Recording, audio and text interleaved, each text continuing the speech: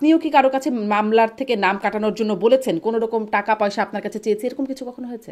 বলে কোনো নামই তো আমি দেই নাই, এমনকি শেখ হাসিনার নামও আমি দেই নাই। এই যে এক একটা মামলায় যদি 500 জন করে আসামি হয় এবং এক একজন আসামির পেছনে যদি 7 দিন করে সময় দিতে হয়, তাহলে একটা মামলার তদন্ত করতে 500 সপ্তাহ লাগবে, মানে 10 বছর। হুম।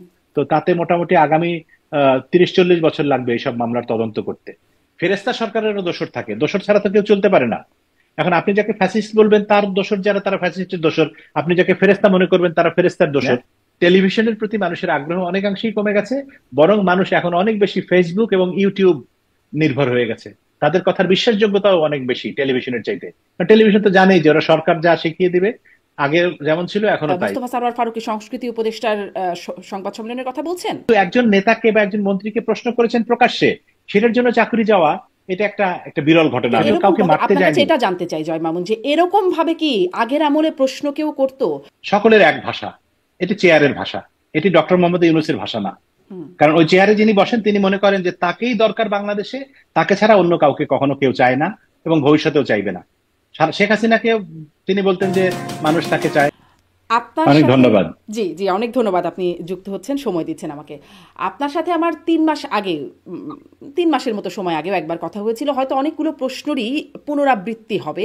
এখন পর্যন্ত কোনো আপডেট হলো কিনা সেই নানান বিষয়, সেই সব বিষয়ে জানবো। শুরু করি একটা বিষয়, যে সম্প্রতি একটা মামলা খুব আলোচিত হচ্ছে। বিএনপি কর্মী মাহফুজ আলম শ্রাবণ নিহতের ঘটনায় নিহতের ভাই আহ, ওই হত্যাকাণ্ডের 9 মাস পরে মামলা করেছেন। সেই মামলায় অনেক আসামির নাম, কমন আসামি আছেন যাদের নামে আগেও মামলা হয়েছে, হত্যা মামলার আসামি হয়েছেন। সেখানে অভিনেতা ইরেশ জাগরের নাম আসায় নামটি আবার বিশেষভাবে একটু আলোচিত হচ্ছে। আপনিও সেই মামলার একজন আসামি। আমি প্রথমে একটু সুনির্দিষ্টভাবে জানতে চাই, বিস্তারিত জানবার আগে, আপনি কি মাহফুজ আলম শ্রাবণ, বিএনপি কর্মী, ইনাকে চিনতেন? বা বাদী যিনি, আহ, মানে নিহতের ভাই মোস্তাফিজুর রহমান বাপ্পি, কাউকে কি চেনেন? না, কাউকে চিনি না এবং কারো নামও শুনি নাই। আচ্ছা। আহ, মানে আপনার নাম সংযুক্ত করার কোনো কারণ আপনি বুঝতে পারছেন? এই হত্যাকাণ্ড সম্পর্কে আপনি কি জানেন? এই হত্যাকাণ্ড সম্পর্কে আসলে কিছুই জানি না। ব্যাপারটা হচ্ছে যে জুলাই আগস্টের যে আন্দোলন ছিল ছাত্রদের, প্রথমে বৈষম্য বিরোধী ছাত্র আন্দোলন, তারপরে তো অন্য নাম হলো অনেক দফা, 9 দফা, 1 দফা, শেখ হাসিনার পতন, স্বৈরাচারের বিদায় ইত্যাদি। সেই সময় বাংলাদেশে আপনারা সবাই জানেন, আমরা সবাই জানি যে প্রচুর প্রাণহানির ঘটনা ঘটেছে। প্রথম দিকে আমরা দেখেছি যে পুলিশের গুলিতে অনেক মানুষ মারা গেছে, বিশেষ করে ছাত্ররা রাস্তায় মারা গেছে এবং বীভৎসভাবে ট্রাকের মধ্যে তাদেরকে লাশ পুড়িয়ে দেওয়ার ঘটনা আমরা দেখেছি, চরম বীভৎস। আবার অ্যাট দ্য সেম টাইম তখন আমরা অনেক কিছু জানতে পারিনি, পরবর্তীকালে দেখেছি যে আসলে শুধুমাত্র যে পুলিশের গুলিতেই মানুষ মারা গেছে তা না। পুলিশের পাশাপাশি, পুলিশের পাশাপাশি না, পুলিশের প্রতিপক্ষ হিসেবে আরেকটা পক্ষ ছিল, যারা এখন বা 5ই আগস্টের পরে যখন পরিবর্তন হয়েছে সরকার, তখন বলছে যে আমরাও তো যোদ্ধা ছিলাম। এই অস্ত্র নিয়েও অনেকে ফেসবুকে এসে বলেছে এই যে আমার সেই অস্ত্র, এই অস্ত্র নিয়ে আমি যুদ্ধ করেছি। আপনাদের মনে থাকার কথা, একজন ব্লগারকে ধরা হলো কিছুদিন আগে, যিনি রাস্তায় ইয়াং মেয়েদেরকে ধরে ধরে টিজ করতেন, ওড়না পড়তে বলতেন, হিন্দু হয়েছে বলে কি হয়েছে। সেই ছেলেটাকে যখন ধরা হলো, সে কিন্তু থানায় গিয়ে পুলিশের সামনে বলেছে যে আমি তো যোদ্ধা ছিলাম, অস্ত্র নিয়ে যুদ্ধ করেছি এবং অমুক ভাইয়ের কাছে আমার অস্ত্র জমা দিয়েছি। এবং তারপরে আমরা অনেক নাম সম্পর্কে শুনেছি যে তাদেরকে আসলে 7.62 রাইফেলের কথা শুনেছি, সেই গুলি দিয়ে হত্যা করা হয়েছে, যেই গুলি পুলিশের কাছে ছিল না। ফলে এক ধরনের পুলিশের কাছে ছিল, জয় বিভ্রান্তি মামুন, কিন্তু জাতিসংঘের প্রতিবেদন হ্যাঁ, বলছে, এবং পুলিশের প্রতিবেদন যেটি জাতিসংঘকে দিয়েছে, সেখানে কিন্তু পুলিশ বলছে যে তাদের কাছে 7.62 রাইফেল ছিল। হ্যাঁ, যাই হোক, এটা মানে প্রথমটাতে এরকম প্রচারণা ছিল যে সেই রাইফেল ব্যবহার করা হয়নি, সেটাতে অন্য কেউ ব্যবহার করেছে এবং সেই রাইফেলের ছবি টবি ইত্যাদি প্রচারিত হয়েছে। তো মূল কথা হচ্ছে যে ওই সময় আসলে কত মানুষ মারা গেছে, কত মানুষ আহত হয়েছে, সেই সংখ্যা তো আসলে এখনো পর্যন্ত সুস্পষ্টভাবে সরকারের তরফ থেকেও প্রকাশ করা হয়নি এবং গণমাধ্যমে সেগুলি আসেনি, যদিও সেগুলোর কাজ এখনো চলছে। এবং অনেক ভুল তথ্য এর মধ্যে এসছে, অনেকে মারা গেছেন বলে আমরা জানতে হুম। পেরেছিলাম, পরবর্তীকালে তাই দেখেছি তারা ফিরে এসছে। তো এর কারণে আমার পক্ষে ঠিক বলা মুশকিল যে ওই সময় কে মারা গিয়েছিল কোন জায়গায়। এবং মিরপুরে যে ছেলের কথা বলা হচ্ছিল যে মাহফুজ আলম শ্রাবণ, সে ওখানে মারা গেছে, সেটি আমি আসলে গতকালকে যখন এই মামলার খবরটি জানতে পারলাম, তখনই শুনলাম যে ওখানে ওখানে এরকম ঘটনা হয়েছিল এবং সেখানে পুলিশের গুলিতে বা অন্যদের গুলিতে মারা গেছে। আচ্ছা, খুব ভালো কথা, মানে ভালো কথা বলতে মারা যাওয়ার ঘটনাটা ওই সময় ঘটেছে, এবং একটা না অসংখ্য ঘটনা ঘটেছে, শত শত প্রাণহানির ঘটনা ঘটেছে। কে গুলি করেছে, কার নির্দেশে, সেগুলো তো আসলে তদন্ত সাপেক্ষ, সেটা বলা কোনোভাবেই আমার পক্ষে সম্ভব না। কিন্তু আমি বিস্মিত হয়েছি, অবাক হয়েছি যে সেই মামলায় 408 জন আসামি, এবং সঙ্গত কারণেই সকল মামলাই প্রধান আসামি, 1 নম্বর আসামি সাবেক প্রধানমন্ত্রী শেখ হাসিনা, এবং তারপরে তার মন্ত্রিসভার সদস্য, স্বরাষ্ট্রমন্ত্রী ইত্যাদি আওয়ামী লীগের শীর্ষ নেতৃবৃন্দ থাকে। কিন্তু এই মামলাটার ক্ষেত্রে যেটি দেখলাম বৈশিষ্ট্য একটু ডিফারেন্ট, সেটি হচ্ছে যে রাজনীতিবিদ বা মন্ত্রী এমপির বাইরেও এর আগের মামলায় শুধুমাত্র সাংবাদিকদেরকে যুক্ত করা হয়েছে, এই মামলায় দেখলাম যে সাংবাদিকদের অনেককে যুক্ত করা হয়েছে এবং ব্যবসায়ীদের অনেককে যুক্ত করা হয়েছে। বসুন্ধরা গ্রুপের সভাপতি বা কি বলে এস আলম। চেয়ারম্যান, তার 2 ছেলে, হ্যাঁ, এস আলম, মেঘনা গ্রুপ, এরকম আরো অনেক ব্যবসা প্রতিষ্ঠানের নাম সেখানে যুক্ত করা হয়েছে। পুলিশের একটা বিরাট তালিকা আমরা দেখলাম, মানে সেটি আমার পক্ষে বলে শেষ করা সম্ভব না। পুলিশ কর্মকর্তা যারা আইজি থেকে শুরু করে মাঠ পর্যায়ে থানার ওসি, সাব ইন্সপেক্টর পর্যন্ত আছে। অর্থাৎ 408 জন আসামি যখন একটা মামলার হয়, সেটা তো একটা ভয়াবহ ব্যাপার। একজন মানুষের হত্যার জন্য 408 জনকে আসামি করাটা আমার কাছে বিস্ময়কর মনে হয়েছে। তো আমি তো আসলে রক্তের মধ্যে সাংবাদিকতা থাকার কারণে, সারা জীবন সাংবাদিকতার কারণে, যখনই আমি ওই এজাহারটি পেলাম হাতে, আমার মনে হলো যে এই বাদী ভদ্রলোকের সঙ্গে আমি একবার কথা বলতে হুম। চাই, যে তিনি আসলে কেন এই এত লোককে আসামি করলেন, অথবা আমাকেই কেন আসামি করলেন। আমি তো আসলে এই হত্যাকাণ্ডের ধারে কাছেও যাইনি, বা আমি কিছু জানিও না, আমি হুম। তাকে চিনিও না, তার ভাই যিনি নিহত হয়েছেন তার নামও শুনিনি কোনোদিন। তা আমাকে কেন আসামি করলেন? আমি ওই পরশুদিন যখন খবর পেলাম, সেদিনই তার ফোন নাম্বার ওই এজাহারের ভিতরেই ছিল। আমি 2-3 বার ফোন করলাম, ওই ফোন ধরেন নাই। গতকালকে সকালে আরো 2-1 বার ফোন করলাম, ফোন ধরেননি। শেষমেশ কালকে দুপুরবেলা আহ উনি ফোনটা ধরলেন। ধরার পরে আমি আমার পরিচয় দিয়ে, নাম, পরিচয়, পেশা, সাংবাদিকতা ইত্যাদি বলে যখন বললাম যে এরকম আপনি একটা মামলা করেছেন, সেই মামলায় আমাকেও আসামি করা হয়েছে, আমি কি জানতে পারি যে আপনি কেন আমাকে আসামি করেছেন? আপনি কি আমাকে চেনেন? বলে, না ভাই, আমি তো আসলে আপনাকে চিনি না, তবে আপনার নাম আমি শুনেছি, টেলিভিশনে আপনি সাংবাদিক ছিলেন বা সাংবাদিক আছেন, আপনাকে 2-1 বার হয়তো টিভিতে দেখেছিও, কিন্তু আপনাকে আমি ওইভাবে চিনি না। তাহলে যে তাহলে আমার নামটা কিভাবে এই মামলায় আসলো?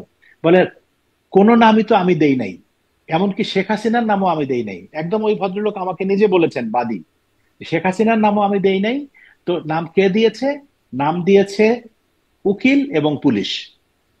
তো আমি বললাম যে পুলিশের ঊর্ধ্বতন কর্মকর্তার সঙ্গে আমার একাধিকবার কথা হয়েছে, মানে একদম ঢাকায় সর্বোচ্চ মহলে, তারা তো এরকম কোনো নাম দেওয়ার কথা না। বলে, না ওই পুলিশটা তো স্থানীয় পুলিশ, অনেক সময় এই আমাকে বলেছে যে এটা এটা। আমি বললাম, তারা কোথায় নাম পেয়েছে? উকিল কোথায় নাম পেয়েছে?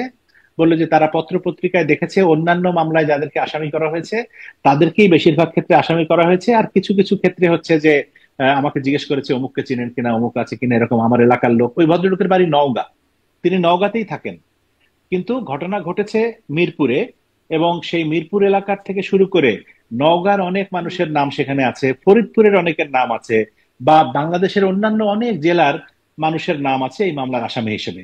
তো আমি তাকে বললাম যে আমি সাধারণ একটা মানে কি বলে, তাকে বোঝার জন্য যে তিনি আসলে মামলা মোকদ্দমা সম্পর্কে তার কোনো ধারণা আছে কিনা, আমি বললাম যে ভাই, আপনি 408 জনের নাম দিলেন আসামি হিসেবে, তো এদের প্রত্যেকের সম্পর্কে পুলিশের খোঁজ খবর নিতে যদি 1 সপ্তাহ করে সময় লাগে, তাহলে তো তদন্ত কাজে 408 সপ্তাহ লাগবে। মানে কত বছর আপনি হিসাব করেন, 52 সপ্তাহে 1 বছর, মানে তো এখানে 4-5 বছর, 8 বছর, 10 বছর লেগে যাবে তদন্ত করতে। তাহলে এই বিচার কবে হবে? আপনি কি আপনার ভাইয়ের হত্যার বিচার চান না? বলে, তো আমি তো নিশ্চয়ই চাই, কিন্তু কেন যে এত নাম দিয়েছে সেটা তো আমার পক্ষে বলা সম্ভব না, আমি আসলে এ ব্যাপারে কিছু বলতে পারবো না। তবে আপনি যদি নির্দোষ হন, আপনার কিছু হবে না, এবং আমি খুবই দুঃখিত। উনি আমার কাছে দুঃখ প্রকাশ করলেন যে আপনার নাম দেওয়া হয়েছে, এটা আমি খুবই দুঃখিত এই জন্য।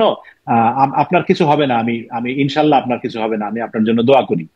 আচ্ছা, গেল। তারপরে আমি তাকে প্রশ্ন করলাম যে আচ্ছা, আপনি 8 মাস, 9 মাস, প্রায় 9 মাস আগের ঘটনা, 5ই আগস্টের ঘটনা, এবং 5ই আগস্টের পরের থেকে এখন তো দেশে এমন কোন সরকার না যে সরকার আপনাকে মামলা করতে দিবে না বা হুম। লুকিয়ে থাকতে হবে। অনেক সময় হয় না যে পুলিশের ভয়ে মানুষ মামলা করতে যেতে সাহস পায় না। এখন তো সরকার আপনাদের অনুকূল সরকার। আপনার ভাই মারা গেছে, এটা তো 5 তারিখের ঘটনা, আপনি 5 তারিখ, 6 তারিখ, 7 তারিখ, 8 তারিখ, 10 তারিখ, বা বড়জোর 7 দিন, 15 দিনের মধ্যেই তো আপনার মামলা করে ফেলার কথা। এই 8 মাস, 9 মাস, 8.5 মাস পরে আপনি কেন মামলা করতে গেলেন? উনি বললেন, দেখেন, আমি থাকি নওগাঁয়, আমার পরিবারে ওইরকম দায়িত্বশীল কেউ নাই, এবং আমার এই মামলা থানায় প্রথমে গিয়েছিলাম মামলা করতে, থানা বলেছে যে সরকারের নির্দেশ এই ধরনের মামলা, জুলাই আগস্ট অভ্যুত্থানের বিষয়ে যত মামলা, সব মামলা কোর্টে করতে হবে। এবং কোর্ট হচ্ছে আবার আমার এখানে নওগাঁর কোর্টে করা যাবে না, যেইখানে ঘটনা ঘটেছে সেইখানকার কোর্টে করতে হবে।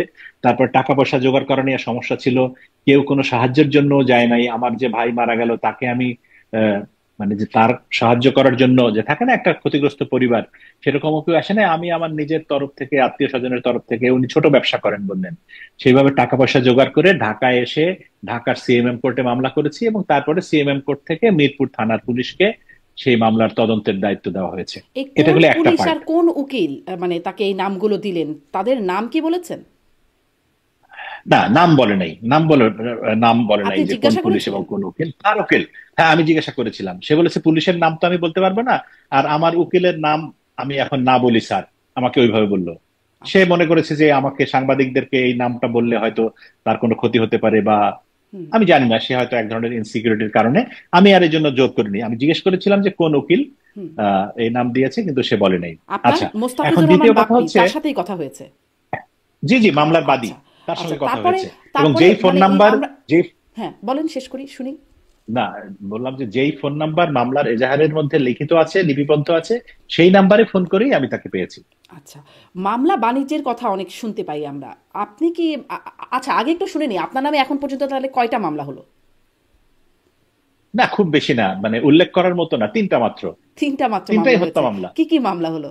হ্যাঁ, তিনটাই হত্যা মামলা। সবশেষ আজকে যেটি জানতে পারলাম সেটি হচ্ছে, সেটিও আরেকটি হত্যা মামলা, যেটি আন্তর্জাতিক অপরাধ ট্রাইব্যুনালে সেই অভিযোগ দায়ের করা হয়েছে, এবং সেখানে 400 কতজন, মানে ওই আগেরটাতে তো 480 জন ছিল, আর 408 জন ছিল, এটাতে বোধহয় 478 বা এরকম। এবং এই মামলাটার আবার অদ্ভুত কাহিনী, আমি আপনাকে যদি একটু, আমার ফোনের মধ্যে আছে, সেখানে দেখলাম যে একই নাম, সাংবাদিকদের সাংবাদিকদের অনেককে আসামি করা হয়েছে, প্রায় 80-90 জন সাংবাদিক, হুম। কিন্তু তার মধ্যে একই নাম ঘুরে ফিরে দুইবার তিনবার এসছে। যেমন আহ, আমার নাম যদি আমি বলি, আমার নাম ওই এজাহারের দুই জায়গায় আছে। হুম। একটা হচ্ছে সিরিয়াল নাম্বার, ওই গেল, আমি লিখে রাখলাম। এটা কি আন্তর্জাতিক অপরাধ ট্রাইব্যুনালের মামলা? হ্যাঁ, হ্যাঁ, হুম। আন্তর্জাতিক অপরাধ ট্রাইব্যুনালের মামলায়, সেখানে মানে একই কাকে হত্যা, একই কার? মামলার আসামি। হ্যাঁ। এটা তো আসলে পুরো, আচ্ছা, ওই যেটি বলছিলাম যে আমার নাম আছে 372 নম্বরে, আবার 411 নম্বরে। মোজাম্মেল বাবুর নাম 358 নম্বর এবং 400 নম্বর। ফারজানা রূপা 350, 361। মিথিলা ফারজানা 352, 394। সন্তোষ শর্মা 354, 401। মানে আপনারা এজাহারের মনে মধ্যে একটু বেশি সিরিয়াল করে থাকে না। হত্যা করেছেন। জায়েদুল হাসান পিন্টু 407, 417। মঞ্জুরুল হাসান বুলবুল 349, হুম। 414। শ্যামল মানে দত্ত একজনের নাম 357, দুইবার ততোধিক 399। দুইবার ততোধিক বার আছে। জয় হ্যাঁ, মামুন, এটা আসলে হ্যাঁ, হ্যাঁ। কাকে হত্যা মামলা? এটা কোন হত্যা মামলা? আচ্ছা, এইটা হত্যা মামলাটা হচ্ছে, আমাকে একটু দেখে বলতে হবে, আমাকে একটা মিনিট সময় দিলে আমি দেখে বলছি। আহ, এই হত্যা মামলাটা হচ্ছে, আহ, আচ্ছা, দেখতে দেখতে এটা বলেন যে আপনারা এই যে মামলাগুলো আপনাদের হ্যাঁ, বিরুদ্ধে হচ্ছে, কি করে খোঁজ পাচ্ছেন? আচ্ছা, এইটা হচ্ছে আমাদের সাংবাদিক বন্ধুরা যারা বিভিন্ন রিপোর্টিং, আমাদের সাংবাদিক বন্ধুরাই তো এখনো সারা বাংলাদেশে কাজ করে, হুম। বন্ধুরা, ছোট ভাইয়েরা বা আমাদের ছাত্ররা কোনো কোনো ক্ষেত্রে, তারা আমাদেরকে খবর দেয় যে এই এই এই এই মামলা হয়েছে, এবং তারা আমাদেরকে মামলার নাম্বার দেয় ইত্যাদি। এটা, আচ্ছা, এটা হচ্ছে, এটা এই মামলাটা আজকে যেটার কথা বলছি সবশেষ, এটা কিন্তু বেশ কয়েকদিন আগে হয়েছে। হুম। তারিখ হচ্ছে 23-3-2025। এই তারিখে আন্তর্জাতিক অপরাধ ট্রাইব্যুনালে অভিযোগটি দায়ের করা হয়েছে। অপরাধের ধরন পারস্পরিক যোগসাজশে মানবতা বিরোধী অপরাধ। তারপরে সময় স্থান 1 জুলাই হতে 15 আগস্ট 2024 পর্যন্ত। 15 আগস্ট পর্যন্ত, মানে অনেক সময়, এই দীর্ঘ সময়ের মধ্যে শেখ হাসিনা, ওবায়দুল কাদের, আসাদুজ্জামান খান কামাল, রমেশ চন্দ্র সেন, হাসান মাহমুদ, আরাফাত, পলক, সালমান রহমান, আহ, এবং এরকম এরকম শত শত। তারপরে আসামিরা কি করেছে সেই বিবরণটা আছে একটা জায়গায়। সেটা হচ্ছে, বলা হচ্ছে যে এই মর্মে অভিযোগ দায়ের করতেছে যে ছাত্র আন্দোলনের সময় 1400 লাশের বিনিময়ে শত শত নির্যাতন ও মানে এটা খুব জেনারেলাইজ একটা এজাহার, মানে খুব স্পেসিফিক আচ্ছা, বুঝতে করে পারছি যে পাওয়া যাচ্ছে না যে আন্তর্জাতিক অপরাধ কাকে ট্রাইব্যুনালের হত্যা করা হয়েছে। মামলা হ্যাঁ, হয়েছে, হ্যাঁ, সেখানেও আপনি আসামি হ্যাঁ, হয়েছেন এবং একাধিকবার আপনাদের সাংবাদিকদের নাম উল্লেখ করা হ্যাঁ। হয়েছে। হুম। আহ, এখানে কি বাদীর সাথে কথা বলার কোনো সুযোগ হয়েছিল? না, এখানে বাদীর সাথে, এখানে তো বাদীর সাথে কথা বলার সুযোগ হয় নাই। আচ্ছা, বাদীর নাম জয় মামুন, হচ্ছে একটু এটা মোহাম্মদ শুনি যে সাইফুল যে ইসলাম। মামলা বাণিজ্যের কথা যে আমরা শুনি, আপনার কাছে কি কোনো রকম মানে বা আপনিও কি কারো কাছে মামলার থেকে নাম কাটানোর জন্য বলেছেন, কোনো রকম টাকা পয়সা আপনার কাছে চেয়েছে, এরকম কিছু কখনো হয়েছে? না না, আমার কাছে বা আমার পরিচিত, মানে মূলত সাংবাদিকরাই তো আমার পরিচিত, এই মামলার আসামি সাংবাদিকরা আমার পরিচিত বন্ধু, এবং সবাই কম বেশি সহকর্মী কোনো না কোনো সময় গত 20-30 বছর যাদের সঙ্গে কাজ করেছি তারাই তো আসামি। তাদের কারো কাছেই কেউ টাকা চায়নি। এবং এতে আমার ধারণা হয় যে, ধারণা করি যে সাধারণ কিছু লোক থাকে স্থানীয় পর্যায়ের, যারা একটু ছোটখাটো, তারা বড় হয়তো আওয়ামী লীগের বা ছাত্রলীগ যুবলীগের রাজনীতির সঙ্গে জড়িত, বা ব্যক্তিগত কোনো একটা সম্পর্ক শত্রুতা আছে ইত্যাদি, সেই সব কারণে তাদেরকে আসামি ঢোকানো হয়। এবং তখন যেটা অভিযোগ যে হয়তো একজনের সঙ্গে চুক্তি হয় যে তুমি 2 লাখ টাকা দিবা, তোমাকে মামলা থেকে নাম কাটাই দিবে। তখন মানুষ কি করে, সঙ্গত কারণে এরকম একটা খুনের মামলা থেকে বাঁচার জন্য সে সঙ্গে সঙ্গে যেভাবে হোক আহ, টাকা পয়সা জোগাড় করে, জমি বিক্রি করে হলেও। এবং তার মধ্যে টাকাটা ভাগ হয় পুলিশ এবং উকিলেদের মধ্যে। পুলিশ কিছু নাই, উকিল কিছু নাই, এবং কোনো কোনো ক্ষেত্রে আবার কোনো কোনো রাজনৈতিক সংগঠনের নামও শোনা যায় যে এইসব রাজনৈতিক সংগঠন এই এই মামলার পিছনে থাকে। যেমন এর আগে আমাদের প্রথম যে মামলাটি হয়েছিল, সেই মামলার সেটি হচ্ছে ঢাকার মোহাম্মদপুর বা কোনো একটা জায়গায়, সেখানে আমি শুনেছি যে একটি রাজনৈতিক দলের কর্মীরা সেই থানায় গিয়ে বলেছে যে এদের এদের নামে মামলার মামলার এজাহারে এদের এদের নাম ঢোকাতে হবে। এবং আহ সেইটা পত্রপত্রিকায় আসছে যে জামাতের একজন আইনজীবী সেখানে উপস্থিত ছিলেন এবং তিনি উৎসাহিত হয়ে এই নাম দিতে হবে বলে এরকম আহ, বলেছেন। আচ্ছা, এখানে একটা প্রসঙ্গ আমি একটু আনতে চাই, উল্লেখ করতে চাই, সেটি হচ্ছে যে সরকারের উচ্চতর পর্যায়ে পেশাগত কারণে তো আমার কম বেশি যোগাযোগ বিভিন্ন সময় ছিল, এখনো আছে। তো আমাদের এই মামলাগুলো নিয়ে আমি গত দুদিনে, গতকাল আজকে, বেশ কয়েকজন দায়িত্বশীল সরকারি কর্মকর্তা যারা আমি কারো নাম বলছি না, বেশ উচ্চতর পদে আছেন, তাদের একাধিক ব্যক্তির সঙ্গে আমি কথা বলেছি। এবং তারা প্রত্যেকেই দুটো শব্দ ব্যবহার করেছেন যে আমরা খুবই বিরক্ত এবং বিব্রত। বিরক্ত এবং বিব্রত কেন? কারণ তারা বলছে যে এই মামলাগুলো তো একটাও সরকার দিচ্ছে না। এখন যে কেউ মামলা করতে পারে বাংলাদেশের। আমরা বলে দিয়েছি থানায় গিয়ে হরে ধরে যাতে মামলা করতে না পারে, সেজন্য আদালতের মাধ্যমে মামলা হচ্ছে। কারণ আদালতে গিয়ে যদি কেউ অভিযোগ দায়ের করে, আমরা তো বলতে পারি না, বা সেখানে তো সরকারের অ্যাটর্নি জেনারেল বা কেউ একজন গিয়ে বলতে পারবে না যে তুমি অমুককে আসামি করতে পারবা না। কিন্তু তাহলে এই একই আমরা দেখতে ব্যাখ্যা আমরা পাচ্ছি যে আইন একজন, উপদেষ্টার কাছেও শুনেছি, আইন উপদেষ্টাও এই কথাটা বলেছেন যে যে কেউ মামলা করতে পারে, মামলা করতে বাধা দেওয়ার কিছু নাই। তাহলে কি বাংলাদেশের একজন জনগণ, একজন নাগরিক যদি মনে করেন এখন ডক্টর ইউনুস বা আসিফ নজরুল, তাদের নামে মামলা করতে পারবেন গিয়ে? ধরেন না জুলাই আগস্ট এখন হত্যা মামলা একটা নাম যদি সেটা, ঢুকিয়ে দেয়। না এখন সমস্যা হচ্ছে যে সরকারের পদে থাকলে তো আবার কিছু নিয়ম কানুন থাকে। সরকারের পদে নাই এরকম যে কোনো গুরুত্বপূর্ণ মানুষের নামে হয়তো মামলা করা সম্ভব। এখন যে বাস্তবতা দাঁড়িয়েছে তাতে ডক্টর মোহাম্মদ ইউনূসের নামে হয়তো মামলা কেউ করার সাহস পাবে না, কিন্তু ওনার আত্মীয় স্বজন, ওনার ভাই ব্রাদারের নামে কেউ একটা শত্রুতামূলক মামলা করে দিতে পারে। মানে এইরকম একটা বাস্তবতা বাংলাদেশে। এবং বাণিজ্য সেখানে উনি উপদেষ্টা শেখ ঘটনার সঙ্গে বশির, জড়িত তার কিনা। নামেও একটা হত্যা মামলা ছিল বলে আমরা জেনেছি যখন তার নিয়োগটি হয়। হ্যাঁ, ওই মামলার কি কোনো হ্যাঁ। আপডেট জানেন যে তারপর আসলে কি হলো? উপদেষ্টাও কি এখনো হত্যা মামলার আসামি হয়ে আছেন কিনা জানেন কি? না, আমি জানি না। আমি তবে একটা জিনিস আমাদেরকে বারবার নিশ্চিত করা হয়েছে, আমি যখন কথা বলছিলাম, আমাকে ইভেন অ্যাটর্নি জেনারেল প্রকাশ্যেই বলেছেন যে এইসব মামলা নিয়ে আপনারা কোনো চিন্তাই করবেন না, কারণ এগুলোর তদন্ত ছাড়া কারো বিরুদ্ধেই কোনো ব্যবস্থা নেওয়া হবে না, গ্রেপ্তার করাও হবে না, গ্রেপ্তারি জি, পরোয়ানা জারি করাও হবে এইখানে না। একটু জানতে এবং চাই তাহলে এবং যাদেরকে আমি, ধরা হচ্ছে না, বা ধরা হয়েছে তাদেরকে হুম, কেন ধরা হয়েছে, হুম, যাদেরকে ধরা হয় নাই বা আপনাদের মতো তাদেরকে কেন ধরা হচ্ছে না, আবার যাদেরকে কাউকে ধরে ছেড়ে দেওয়া হয়েছে, আমি মুন্নি সাহার কথা বলছি, তিনি গ্রেপ্তার হলেন কারণ বাজারের ওই হুম, ঘটনার পরে, থানায় নেওয়ার পরে শুনলাম যে তিনি অসুস্থ বোধ করছেন, তাকে ছেড়ে দেওয়া হলো। মানে অসুস্থ তো অনেকেই বোধ করছেন এখন যারা আসলে জেলখানায় আছেন, হ্যাঁ। জামিন পর্যন্ত হচ্ছে না। এর পেছনে কি কোনো কারণ জানতে পাচ্ছেন, যেহেতু আপনি সবার সাথে কথা বলেন? না, এখন ব্যাপারটা হচ্ছে কি, সরকারের আনঅফিসিয়াল বক্তব্য হচ্ছে যে তারা চাচ্ছে যত কম সংখ্যক মানুষকে গ্রেফতার করা যায়, এবং প্রকৃতপক্ষে যারা অপরাধী তাদেরকে গ্রেফতার করাটাই হচ্ছে উদ্দেশ্য। এখন সঙ্গত কারণে আপনি প্রশ্ন করতে পারেন যে সাংবাদিকদেরকে তাহলে গ্রেফতার করা হলো কেন? তো তারা বলছে যে আমরা তো একজন সাংবাদিককেও তাদের অফিসে গিয়ে ধরে নিয়ে আসিনি, বা তাদের বাসায় পুলিশ পাঠিয়ে হামলা করে ধরে নিয়ে আসা হয়নি। তো তাহলে কেন গ্রেপ্তার করা হয়েছে? যাদেরকে গ্রেপ্তার করা হয়েছে তারা কোনো একটা অসৎ উদ্দেশ্যে পালাচ্ছিলেন, অথবা কোথাও চলে যাচ্ছিলেন, বা মনে হচ্ছিল যে তাদের কোনো অসৎ উদ্দেশ্য আছে, সেই জন্য তাদেরকে ওইভাবে আটক করা হয়েছে, এবং পরবর্তীকালে তাদেরকে গ্রেপ্তার দেখানো বা অন্যান্য মামলার আসামি করা হয়েছে। কিন্তু বাড়ি থেকে তো কাউকে ডেকে নিয়ে বা ধরে নিয়ে যাওয়া যাওয়া হয়নি। মানে এখন আর আপনারা মুন্নি বাসায় সাহার থাকলে কথা আপনার বা, নিরাপদ? অ্যাপারেন্টলি যদি দেশ ছাড়তে অ্যাপারেন্টলি চান এখন তাহলে?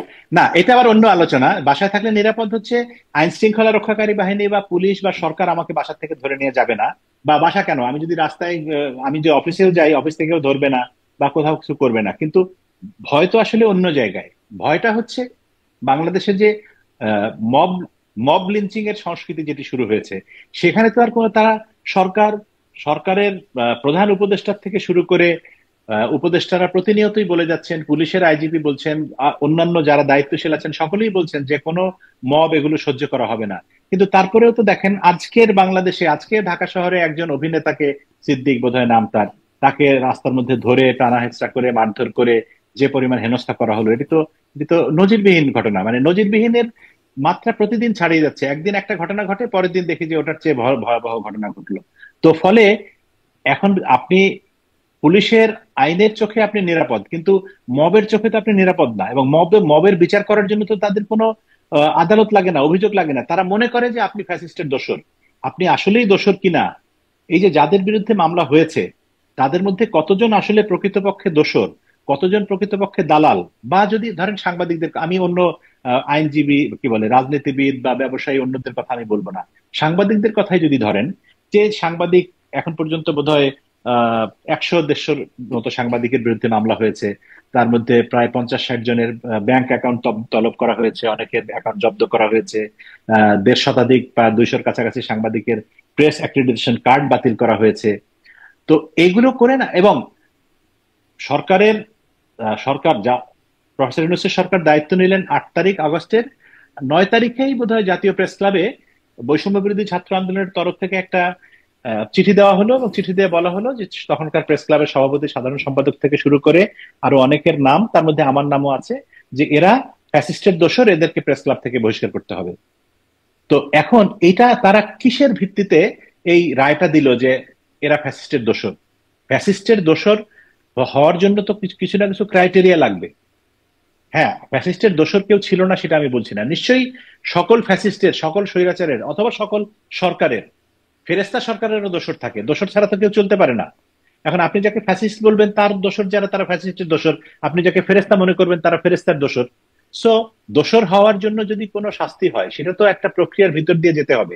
যেমন ধরেন এই সরকার, বর্তমান প্রফেসর ইউনূসের নেতৃত্বাধীন অন্তর্বর্তী সরকার, এই সরকার ক্ষমতায় এসে কিন্তু প্রায় 30 জনেরও বেশি সাংবাদিককে অত্যন্ত গুরুত্বপূর্ণ বিভিন্ন পদে বসিয়েছেন। তারা সাংবাদিকই ছিলেন, কিন্তু এখন তারা কেউ ওয়াশিংটনে প্রেস মিনিস্টার, কেউ লন্ডনে প্রেস মিনিস্টার, কেউ দিল্লিতে প্রেস মিনিস্টার, কেউ কলকাতায় উপ প্রেস মিনিস্টার, কেউ পিআইবির ডিজি, কেউ অমুক জায়গার এটা, কেউ অমুক কমিশনের সদস্য। তো এগুলো কি তারা দোষর না সরকারের? এখন পরবর্তীকালে যদি কোনোদিন সরকার পরিবর্তন হয়, তখন কি এদেরকে ধরে ধরে জেলে ভরা হবে এবং মামলা দেওয়া হবে যে তোমরা অমুক সরকারের দোষর ছিলা বলে?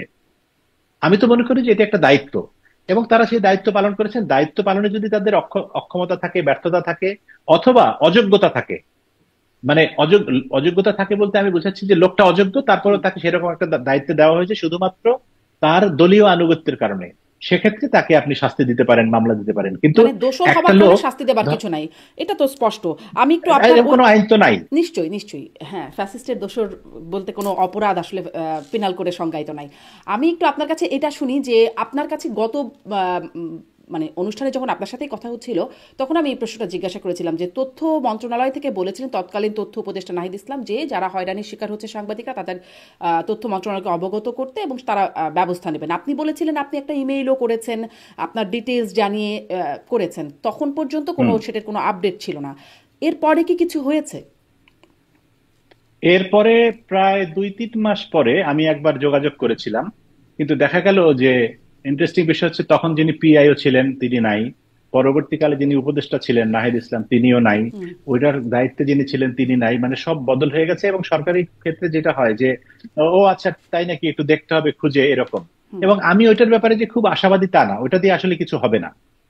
কারণ হচ্ছে কারো যে কি কিছু ওইটা একটা হয়েছে সরকারি আপনার সাংবাদিক প্রসিডিওর। বন্ধুরা যারা আসলে এরকম মামলার আছেন, না, আসামি না, হয়েছেন? কারো কাছেই কোনো মেইলের জবাব আসেনি, কাউকেই বলা হয়নি যে আপনাকে মামলার আসামি করা হয়েছে, এটা ভুল হয়েছে এবং আপনার নাম বাদ দেওয়া হবে, এটা না। এটা শুধু পুলিশের তরফ থেকে বা আইন উপদেষ্টা, স্বরাষ্ট্র উপদেষ্টার তরফ থেকে বারবার বলা হয়েছে যে যারা নিরপরাধ, যাদের হত্যাকাণ্ডের সঙ্গে বা কোনো অপরাধের সঙ্গে সংশ্লিষ্টতা নেই, তারা তাদেরকে আসামি করা হবে না বা তাদের বিরুদ্ধে গ্রেফতারি পরোয়ানা দাবি জারি করা হবে না। এটা সরকারের তরফ থেকে বলছে এবং আমরা সেই কথাটা বিশ্বাস করার চেষ্টা করি। জি, আমি একটু এবারে আসলে সাংবাদিকতার বর্তমান অবস্থা কি আপনারা বলছিলেন, আপনি বলছিলেন যে আপনার ভাই বন্ধু বা ছাত্ররা এখন সাংবাদিকতায় অ্যাক্টিভ আছেন, এখন কি অবস্থা সেটা আমি একটু জানতে চাই। একটা ফেসবুক স্ট্যাটাস বেশ সাংবাদিক মহলে আলোচিত হয়েছে, আপনার ফেসবুকেও দেখছিলাম যে আপনিও সেই পোস্টটা দিয়েছেন। সাব্বির খান, তার একটি পর্যবেক্ষণ, তিনি লিখছেন বাংলাদেশে এখন সাংবাদিকতা করে কারা। দর্শকদের জন্য একটু প্রথম অংশটুকু শুধু পড়তে চাই। 5 আগস্টের পরে সারা দেশে প্রায় 1,000-এর বেশি সাংবাদিককে চাকরিচ্যুত করা হয়েছে, বেসরকারি টিভি পত্রিকা দখল করা হয়েছে, মিডিয়াগুলোর বিভিন্ন পর্যায়ের স্বনামধন্য ও উঠতি সাংবাদিকদের চাকরিচ্যুত করা হয়েছে, 327 জন সাংবাদিকের নামে হত্যাসহ অন্যান্য মামলা দেয়া হয়েছে, সারা দেশে বিভিন্ন সময় 31 জন সাংবাদিককে গ্রেফতার করা হয়েছে, 4 দফায় 168 জনের প্রেস অ্যাক্রেডিটেশন কার্ড বাতিল করা হয়েছে, জাতীয় প্রেস ক্লাব সহ সারা দেশে প্রেস ক্লাব থেকে 92 জন সাংবাদিককে বহিষ্কার ও সদস্যপদ স্থগিত করা হয়েছে, ব্যাংক হিসাব তলবের নামে 47 জন সাংবাদিককে হয়রানি করা হচ্ছে, শতাধিক সাংবাদিককে বিদেশ সফরে নিষেধাজ্ঞা দেওয়া হয়েছে, অনেকের ব্যাংক হিসাব জব্দ করে রাখা হয়েছে। জুলাই আগস্ট আন্দোলন ও পরবর্তীতে 8 জন সাংবাদিক হত্যার শিকার হয়েছেন। তিনি আসলে শেষে যেই জায়গাটাই আমি যেতে চাই, অনেক বড় হয়ে যাচ্ছে, প্রশ্ন হলো এই চাকরিচ্যুত সাংবাদিকদের শূন্যস্থান পূরণ করছে কে ও কারা? আপনার কাছে আসলে এই প্রশ্নটা জানতে চাই। আপনার ভাই বন্ধু এবং ছাত্ররা সাংবাদিকতায় আছে, আপনিও বলছিলেন অনেক সাংবাদিকরা আসলে তো চাকরিচ্যুত, এই সংখ্যাটা উনিও একটা সংখ্যা বলছেন, একটা সংখ্যা আমরাও জানি। এই জায়গাটা আসলে কারা পূরণ করেছে? আহ এই জায়গাটা পূরণ করেছে অপেক্ষাকৃত কম অভিজ্ঞতা সম্পন্ন, কম যোগ্যতা সম্পন্ন সাংবাদিকরা। তারা সাংবাদিকই, কিন্তু হয় কি, আমি একটু অন্যভাবে বলি জিনিসটা, যে 5ই আগস্টের পরে আজকে পর্যন্ত বাংলাদেশের সরকারের বিভিন্ন যে ব্যর্থতা, আইন শৃঙ্খলা অবনতির থেকে শুরু করে, যখনই আপনি সরকারকে প্রশ্ন করবেন, তারা বলবে আমাদের পুলিশ তো এখনো উঠে দাঁড়াতে পারেনি। কেন পারেনি? কারণ ওই সময় হামলা হয়েছে, মামলা হয়েছে, অনেক পুলিশ হত্যা হয়েছে, অনেকে চাকরিচ্যুত হয়েছে, অনেকে বিদেশে চলে গেছে, অনেকে নানা রকম ঝামেলা হয়েছে। তার মানে পুলিশের টপ অর্ডার পুরোপুরি ধসে গেছে। তো ধসে যাওয়ার কারণে যেটি হয়েছে যে বাংলাদেশের আইন শৃঙ্খলার অবনতি হয়েছে, পুলিশের পেশাগত মান অনেক নিচে নেমে গেছে। সাংবাদিকতার ক্ষেত্রেও ঠিক একই ঘটনা ঘটেছে। সাংবাদিকরা ওইভাবে হত্যাকাণ্ডের শিকার হয়নি বা তারা সবাই পালিয়ে গেছে তা না, কিন্তু যেহেতু চাকরিচ্যুত করা হয়েছে, তাদেরকে সরিয়ে দেওয়া হয়েছে সেই জায়গায়, ফলে এক একজনের 20 বছর, 30 বছর, 25 বছরের অভিজ্ঞতা এবং সবকিছু ডিল করার যে সক্ষমতা, সেই জায়গায় যদি আপনি হঠাৎ করে এমন একজন লোককে দেন, যিনি ধরেন একটা টিভিতে, আমি জানি যে একজন টিভির সিইওর দায়িত্ব দেওয়া হয়েছে একজন রিপোর্টারকে। আচ্ছা, একজন রিপোর্টার, মানে আমি আমার অভিজ্ঞতা থেকে বলি যে আমি একসময় রিপোর্টিং এ কাজ করতাম, রিপোর্টার থেকে চিফ রিপোর্টার হয়েছি, তারপরে নিউজ এডিটর হয়েছি, নিউজ এডিটর থেকে চিফ নিউজ এডিটর হয়েছি, তারপরে হেড অফ নিউজ হয়েছি, তারপরে মানে এরকম করে করে, এবং এটা একটা দীর্ঘ প্রসেস, 20 বছর 25 বছর সময় লাগে এই ধাপগুলি অতিক্রম করে এই পর্যন্ত আসতে। সেনাবাহিনীতে একজন সেকেন্ড লেফটেন্যান্ট থেকে ঢুকে একজন মেজর জেনারেল হতে তার 30 বছর লাগে। তো এখন হঠাৎ করে মেজর জেনারেল নাই, আপনি একজন ক্যাপ্টেনকে মেজর জেনারেল করে দিলেন, সে কি ওই মেজর জেনারেলের মতো চালাতে পারবে? পারবে না। বাংলাদেশের সাংবাদিকতার ক্ষেত্রেও তাই ঘটেছে, এবং এখন যারা চালাচ্ছেন সেই ক্যাপ্টেন এবং মেজররা মেজর জেনারেলের চেয়ারে বসে সাংবাদিকতা পরিচালনা করছেন। কিন্তু এর ফলে যেটি হয়েছে, সাব্বির খানই সম্ভবত লিখেছেন বা অন্য কেউ লিখেছেন আমি জানি না, যে এখন মানুষ টেলিভিশন বিমুখ হয়েছে। এবং আগে তো বলতো যে বিটিভিতে বাতাবি লেবুর ফলন হয়, সেই খবর প্রচার করা হয়, অন্য কোনো খবর থাকে না। এখন বাংলাদেশের সবগুলোই আসলে বিটিভি। বাংলাদেশ টেলিভিশন যা খবর প্রচার করে, অন্য সব টেলিভিশনে আপনি দেখবেন অন্য কোনো খবর নেই, কোনো ইনভেস্টিগেটিভ জার্নালিজম নেই, কোনো ডেপথ, কোনো নিউজ নেই, কোনো একটা একটা কি বলে অনুসন্ধানী সাংবাদিকতা বলতে যেটি বোঝায়, বা একটা সমালোচনামূলক, গঠনমূলক সমালোচনা হলেও সেটি তো সমালোচনা, কিন্তু সরকার এই কাজটি কেন করলো সেরকম কোনো সমালোচনার জায়গা নিউজের ভিতরে নাই। কিছু কিছু টক শো আছে যারা স্বাধীনভাবে কথা বলতে পারেন, ধরেন আমাদের বন্ধু মাসুদ কামাল বা এরকম দুই একজন আছেন, তারা হয়তো জিল্লুর রহমান, তারা যেহেতু কারো চাকরি করেন না, তারা স্বাধীনভাবে কথা বলতে পারছেন, বা এখনো বলতে পারছেন, কতদিন বলতে পারবেন আমি জানি না। তো সেরকম কথা তো আওয়ামী লীগের সময়ও অনেকে বলেছে, কিন্তু তাতে তো লাভ হয়নি কোনো। বাংলাদেশের সাংবাদিকতার মান তো আর টকশোর একজন দুজন বক্তা দিয়ে পরিবর্তিত হবে না।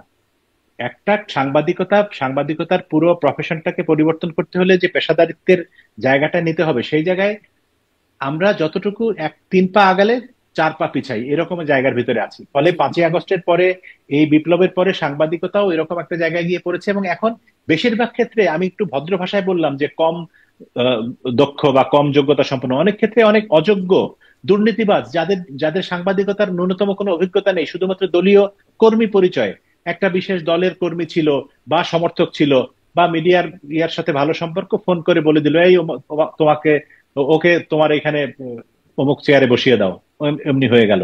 এইভাবে চলছে বাংলাদেশের সাংবাদিকতা এখন, যে কারণে মানুষ কিন্তু টেলিভিশন বিমুখ হয়ে যাচ্ছে।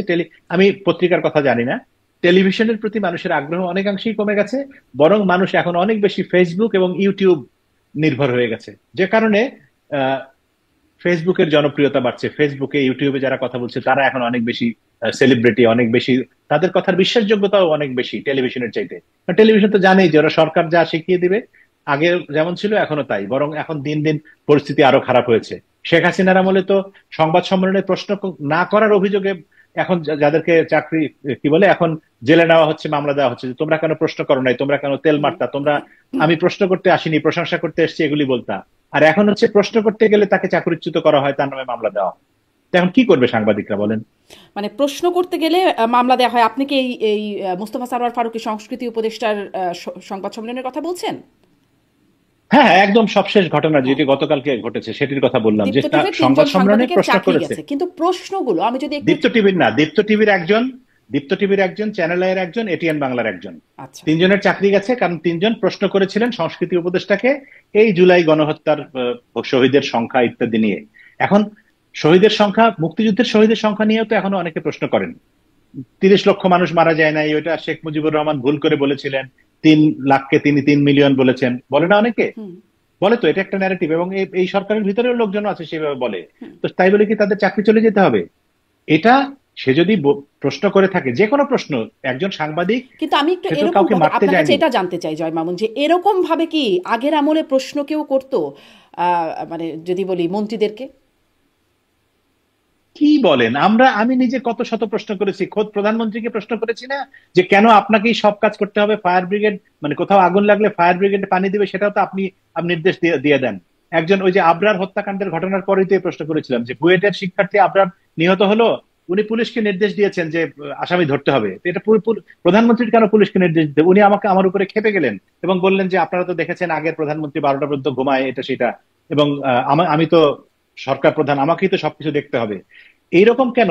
ফারুকীর প্রশ্নটা এমন কোনো কঠিন প্রশ্ন ছিল না। হুম। ফারুকীর রাজনৈতিক কোনো অভিজ্ঞতা নেই এবং কোন ধরনের কোনো মিডিয়া হ্যান্ডলিং করার, মানে এই জাতীয় আর কি নিউজ হ্যান্ডলিং করার, তিনি সিনেমার মানুষ ছিলেন, মানে আমি সিনেমা যদি এভাবে বানাতেন। কঠিন বা প্রশ্ন না, আমি কিন্তু একটু শেষ প্রশ্নটা কি করতে আপনার চাই কাছে এখানে, না যৌক্তিক বা মানে সঠিকভাবে প্রশ্ন করা হয়েছে বলে আপনার মনে হয়েছে?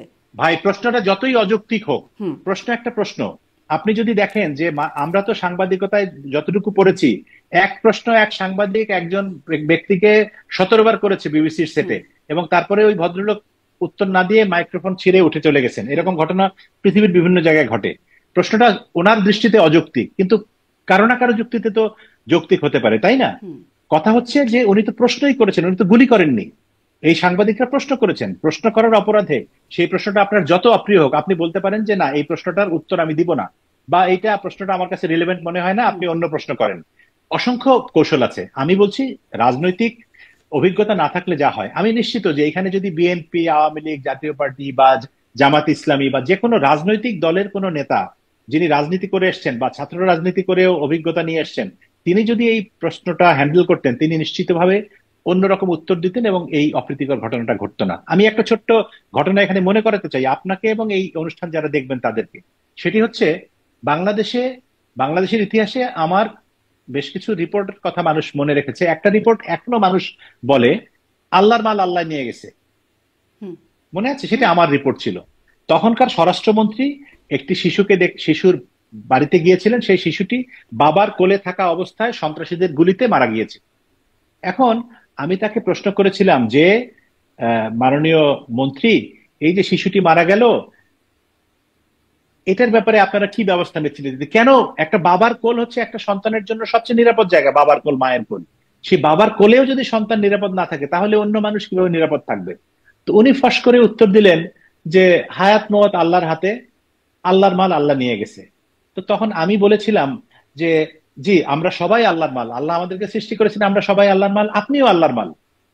আল্লাহর যখন ইচ্ছা আপনাকে আমাকে নিয়ে যাবে, তাহলে আপনার সঙ্গে এত পুলিশ, সিকিউরিটি, র্যাব হুম সারাক্ষণ এগুলো নিয়ে ঘোরেন কেন? আপনি একা একা ঘুরবেন, আল্লাহর মাল আপনার, আল্লাহর ইচ্ছা হুম হলে হুম। আল্লাহ আপনাকে নিয়ে যাবে। সেই প্রশ্ন করার কারণে কিন্তু আমার চাকরি যায়নি, বরং সেই প্রশ্ন করে আমি যখন ফিরেছি, আমাকে পুলিশের কমিশনার তখন যিনি ছিলেন তিনি ফোন করেছেন যে ভাই কিছু মনে করবেন না, উনি স্যার মানে মন্ত্রী মহোদয় রাগের মাথায় বলেছেন, হোয়াট এভার, আপনি এটা একটু ক্ষমা সুন্দর দৃষ্টিতে দেখেন। মানে এই পোলাইটনেসটা যেহেতু তিনি এটি হুম তিনি বলেছিলেন, হুম। কিন্তু উনি বুঝেছেন যে এটা ঠিক করেন আপনি নাই। এটা বিএনপির আর সময়ের কথা এখন বলছেন। আমরা দেখছি, জি, তারপরে হ্যাঁ, তারপরে এখন আওয়ামী আমরা লীগের দেখছি সময় উল্টো। এসেছে, মানে তখনও কি আওয়ামী লীগের সময়, মানে বিএনপির কথা বলছেন, আওয়ামী লীগের সময় আসছে তখনও কি এরকম প্রশ্নের কারণে চাকরি যাবার? তখন তো আপনারা তো খুবই মানে সিনিয়র না, সাংবাদিক। বিএনপির আমলে কোনো সাংবাদিকের প্রশ্ন করার কারণে চাকরি যায়নি। হুম আওয়ামী লীগের আমলে কোনো সাংবাদিকের প্রশ্ন করার কারণে চাকরি যায়নি। চাকরি অনেক কারণে গিয়েছে, সেটি ডিফারেন্ট। মালিক পক্ষের চাপে চাকরি যায়, ব্যবসায়ীদের চাপে চাকরি যায়, বিজ্ঞাপনদাতার চাপে চাকরি যায়, নেতাদের চাপে চাকরি যায়, মন্ত্রীদের চাপে চাকরি যায়, ডিজিএফআই বা সরকারি সংস্থার চাপে চাকরি যায়।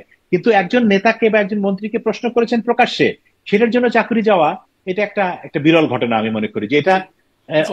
অসম্ভব। আপনি বলছেন মানে অনেক ধন্যবাদ, একটু আবার ব্যাখ্যা। আবার এটার সঙ্গে এটার একটা সম্পর্ক আছে। আচ্ছা। আজকে তথ্য মন্ত্রণালয়ের যিনি উপদেষ্টা মাহফুজ আলম, তিনি বললেন যে দিগন্ত টিভির নিউজ সম্প্রচার বন্ধের সঙ্গে সরকারের কোনো সম্পর্ক নাই, বা যাদেরকে চাকরিচ্যুত করা হয়েছে তাদের সাথে সরকারের কোনো সম্পর্ক নাই। কিন্তু আপনি দেখেন, ওই যে জুলাই রেভলিউশনারি অ্যালায়েন্স নামে একটা সংগঠন ফেসবুকে পোস্ট দিল যে 24 ঘন্টার মধ্যে যদি এই 3 দালালকে চাকরিচ্যুত করা না হয়, তাহলে march to Deepto TV, march to ATN Bangla, march to channel I. তো এখন এই দেশে মার্চ টু অমুক মানে কি, এটা তো আমরা সবাই জানি, মানে 5ই আগস্টের আগের থেকেই যে মার্চ টু মানে হচ্ছে যে গিয়ে অলরেডি এটিএন বাংলা একবার আগুন দিয়ে পোড়ানো হয়েছে, অন্যান্য টেলিভিশনে হামলা হয়েছে। তো সেখানে এখন সঙ্গত কারণেই প্রতিষ্ঠানের 700-800 কর্মচারীকে বাঁচাতে হবে, প্রতিষ্ঠানকে বাঁচাতে হবে। কারণ একজনকে কোরবানি দিয়ে তো মানুষ তো কি করবে? আর এটিএন বাংলা বা দীপ্ত টিভির অথরিটি তো কিছু করার ছিল না। আবার দেখলাম যে দীপ্ত টিভি অথরিটি বলছেন, দীপ্ত টিভির একজন সিনিয়র সাংবাদিক হুম সংবাদ মাধ্যমকে বলেছেন যে না, এটা আমাদের নিজস্ব আহ, অন্তর্বর্তী কি অন্ত- অন্ত- অভ্যন্তরীণ হুম। বিষয়, এটার সাথে সরকারের কোনো সম্পর্ক নাই। এমনকি কার ঘাড়ে কয়টা মাথা যে বলবে সরকারের মানে অমুকরা আমাদেরকে হুমকি দিছে, সেজন্য আমরা চাকরিচ্যুত করেছি বা নিউজ বন্ধ করেছি? এটা কেউ বলে পৃথিবীর ইতিহাসে কোথাও আছে? তো সাধারণ কমন সেন্স যাদের আছে তারাই বুঝবে যে আজকে গতকালকে এই ঘটনা ঘটলো, তারপর 24 ঘন্টার আলটিমেটাম দিল এবং তারা বললো যে আচ্ছা ঠিক আছে, নিউজই চালাবো না, যা, তো নিউজই দিব না, কোনো নিউজ বন্ধ। তো এই হচ্ছে বাংলাদেশের গণমাধ্যমের স্বাধীনতার একদম বাস্তব অবস্থা। এবং আজকের হুম। সবশেষ ঘটনা, যে স্পষ্ট। ছেলে এটিএন বাংলায় আমার সহকর্মী ফজলে রাব্বি, তাকে, সে আমাকে একটু আগে ফোন করেছিল যে ভাই আমি তো কোনো দলের প্রশ্ন করার জন্য ওখানে যাই নাই, আমি জাস্ট প্রশ্ন করেছিলাম এইরকম এরকম একটা বিষয়।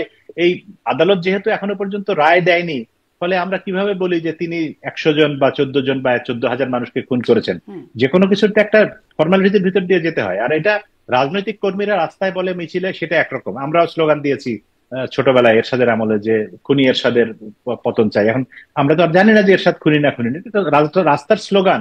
আর একজন দায়িত্বশীল মন্ত্রী বা উপদেষ্টার প্রেস কনফারেন্সে অন রেকর্ড বক্তব্য তো এক হতে পারে না, তাই না? হুম। কিন্তু সেখানে মোস্তফা সরোয়ার ফারুকী যে রিপ্লাইটা করেছেন সেটা সম্পর্কে একটু এক লাইন বলবেন? তিনি বলছেন এটা তিনি ইউএন এর রিপোর্ট থেকে বলছেন। তখন দেখলাম সাংবাদিক বলছেন হ্যাঁ, আমাদেরও তো ইউএন, রিসার্চ আছে। হ্যাঁ, ইউএন এর রিপোর্ট থেকেই বলুক আর যেভাবে বলুক, ঠিক আছে, তিনি বলেছেন। কিন্তু তিনি যে ক্ষুব্ধ হলেন, এই ক্ষুব্ধ হওয়াটা তো ঠিক না। ইউএন এর রিপোর্ট তো একটা রিপোর্ট না, আরো অনেক ধরনের রিপোর্ট আছে। এবং সেই হুম রিপোর্ট নিয়ে তো বাংলাদেশে তো আসলে কোনো রিপোর্টই স্বতঃসিদ্ধ না। এই ইউএন এর এই রিপোর্টের পরে আবার আরেকটা সংস্থা রিপোর্ট করে বলেছে যে এটা ঠিক না, এটা এখানে আসলে 1400 না 800 জন। সরকার তো 1400 জনের তালিকা প্রকাশ করে নাই। ইউএন যদি বলে 841 থাকে, বা 850 মতো একটা তালিকা প্রকাশ করেছে। হ্যাঁ, হ্যাঁ, 841 861-এর একটা তালিকা দিয়েছে, তো 1400 তো ইউএন এর সেই রিপোর্ট তো আমরা পাই নাই। ইউএন তো নিশ্চয়ই গোপনে মোস্তফা সরোয়ার ফারুকীর বাড়িতে তার বালিশের নিচে রিপোর্ট রেখে আসে নাই। ইউএন রিপোর্ট দিলে সেটা ইউএন এর ওয়েবসাইটে থাকবে। তো সে কোথায় সেই রিপোর্ট? একজন মন্ত্রী বা একজন সচিব হ্যাঁ, বা সেই একজন রিপোর্টটা পদস্থ কিন্তু পাবলিক কর্মকর্তা, আছে, সেই রিপোর্টটা কিন্তু আছে, সেই রিপোর্টটা আমরা পড়েছি। 1400? হ্যাঁ, 1400, 1400? তারা 1400 বলছে। না না, 1400-র নাম, নাম পাইনি, কিন্তু 1400 জন হ্যাঁ, মারা গেছে হ্যাঁ, সেটা ইউএন এর রিপোর্টে বলছে। হ্যাঁ। এখন এখন সেই 1400 জনের ভিতরে তো কয়েকশো আছে পুলিশ, যাদের জন্য হুম ইন্ডেমনিটি দেওয়া হয়েছে যে এদের ব্যাপারে কোনো প্রশ্ন করা যাবে না। আছে না? তারা তারা বাংলাদেশের নাগরিক না? হুম। তো নিশ্চয়ই। তারা তারা কি ওই তাদের কেউ কি শেখ হাসিনা মেরেছে? মানে আমি সেই তর্কে যাচ্ছি না। হুম কথা হচ্ছে যে বাংলাদেশের তো মানুষের হত্যাকাণ্ড, মানে যে কোনো একটা হত্যাকাণ্ড দোষের, 1000টা হত্যাকাণ্ড দোষের, 1 লক্ষ হত্যাকাণ্ড দোষের। যেই একটা খুন করাও যা, একটা খুন করলেও মৃত্যুদণ্ড হবে, 1000 খুন করলেও মৃত্যুদণ্ড হবে। কথা হচ্ছে যে যতক্ষণ পর্যন্ত না আদালত রায় দিচ্ছে কাউকে, হুম হুম। ইউএন তো আর এটা বলে দেয় নাই যে এই 1400 লোক শেখ হাসিনার গুলিতে মারা গেছে, বলছে এটা? না। বা আপনার গুলিতে আমাকে যে আসামি করা হয়েছে, আমি তিনজনের হত্যা মামলার আসামি, ইউএন কি বলেছে যে জয় মামুন তিনজনকে মেরেছে? হুম এখন আপনি মামলা দিলেন, কিন্তু মামলা দিতেই পারেন, তো এখন আপনি যদি আমাকে এই অনুষ্ঠানে বলেন যে আপনি তো তিনজনকে খুন করেছেন, আমার আমার সেটা কেমন লাগবে শুনতে? হুম। যতক্ষণ না পর্যন্ত এটা তদন্ত হবে, প্রমাণ হবে, একটা মামলার তো এখন পর্যন্ত চার্জশিট হয়নি, একটা মামলার তো অভিযোগ প্রমাণিত হয়নি। ফলে এইসব কথা বলার আগে আমি বলছি আবারও যে রাস্তায় বা জনসভায় রাজনৈতিক নেতৃবৃন্দ অনেক জি, বক্তব্য দিতে পারেন, সেখানে হয়তো কিন্তু একটা বিতর্ক, বড় মন্ত্রণালয়ের বিতর্কের মন্ত্রী জায়গা, হিসেবে যদিও ইউএন এর পক্ষ থেকে বলা হচ্ছে শেখ হাসিনা এবং স্বরাষ্ট্রমন্ত্রীকে সরাসরি নির্দেশদাতা হিসেবে সেখানে চিহ্নিত করা হয়েছে, তার প্রেক্ষিতে তারা কিছু রেফারেন্স দেওয়া আছে, মানে ডকুমেন্টস রেফার করে দিচ্ছে যে কিভাবে কিভাবে তারা এই কনক্লুশনে আসছে। সেটি হয়তো আরেকটা আলোচনায় যেতে পারি, কিন্তু আপনার ওই বক্তব্যটাকে আমি সামারাইজ করে নিচ্ছি যে প্রশ্ন যৌক্তিক বা অযৌক্তিক যাই হোক, তার জন্য সাংবাদিকের চাকরি যাওয়াটা একটা বিরল ঘটনা, বা এটি খুবই একটা মানে খারাপ ঘটনা। আপনার কাছে একটু এটা জানতে চাই যে এই যে আপনি বলছিলেন যে এখন মেজর ক্যাপ্টেনরা সাংবাদিকতার পলিসি মেকিংয়ে আছে বা নির্ধারণ করছে কর্তৃপক্ষ, আগে যখন আমলের পরিবর্তন হতো, এরশাদ আমল থেকে বিএনপি আমল বা শেখ হাসিনার মানে আওয়ামী লীগের আমল আবার বিএনপি আমল, তখন কি আমল পরিবর্তনের সাথে সাথে সাংবাদিকতার মাথা পরিবর্তন হতো বা সাংবাদিক পরিবর্তন হতো? আচ্ছা, এরশাদের পরের ঘটনাটা আমি জানি না, কারণ তখন আমি সাংবাদিক ছিলাম না। এরশাদ পতনের পরে আমি সাংবাদিকতা এসেছি, এবং আমি সাংবাদিকতা আসার পরে প্রথম পরিবর্তন দেখেছি 1996 সালে, অর্থাৎ বিএনপি ক্ষমতায় ছিল, সেখান থেকে আওয়ামী লীগ আসলো, শেখ হাসিনার সরকার।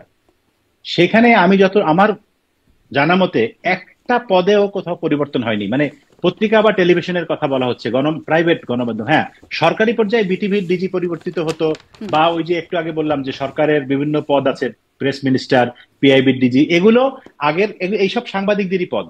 আগের সরকার তাদের পছন্দের সাংবাদিকদেরকে নিয়োগ দিতেন, নতুন সরকার এসে নতুন সরকার আসলে এদেরকে ওরা আগে যারা থাকে ওরা নিজেরাই পদত্যাগ করে চলে যায়, এটা একটা সাধারণ ভদ্রতা। হুম তো সেই ভদ্র তারা পদত্যাগ করে চলে যায় এবং সেখানে নতুন সরকার এসে নতুন লোককে নিয়োগ দেয়।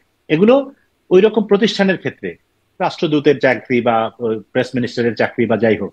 কিন্তু একটা টেলিভিশন দখল করা, পত্রিকা দখল করা, পত্রিকার মালিকানা দখল করা, এইটা খুব একটা ঘটেনি। হ্যাঁ, শেখ হাসিনার আমলে শেষের দিকে কিছু ঘটনা ঘটেছে, সেটি হচ্ছে ব্যাংক দখলের ঘটনা যেমন ঘটেছে, টেলিভিশনের ক্ষেত্রে দুই একটা টেলিভিশন, যেমন ধরেন একুশে টেলিভিশনের ক্ষেত্রে আমরা দেখেছি যে ওটার মূল মালিকানা আব্দুল সালামের ছিল, সেখান থেকে আব্দুল সালামের বিরুদ্ধে মামলা মোকদ্দমা দিয়ে তিনি যখন জেলে গেলেন তখন এস আলম একুশে টেলিভিশন দখল করেছিলেন। আবার আহ, সেটি কিন্তু অন্য ইস্যু। রফিকুল আমিন বা রফিকুল আলম, কি নাম হুম ভদ্রলোকের, ডেস্টিনি, হুম হুম। উনি যখন জেলে গেলেন দীর্ঘদিনের জন্য, ওনার টেলিভিশনটা ওনারই ঘনিষ্ঠজনরা চালাতেন, সেটাকে ঠিক দখল বলা যাবে না। এরকম কিছু ঘটনা আছে। আর কিছু টেলিভিশন তো বন্ধ হয়েছে, বিএনপি ক্ষমতায় থাকতে যেমন একুশে টেলিভিশন বন্ধ হয়েছে, আওয়ামী লীগ ক্ষমতায় আসার পরে সেরকম দিগন্ত টিভি, ইসলামী টিভি, চ্যানেল ওয়ান বন্ধ হয়েছে।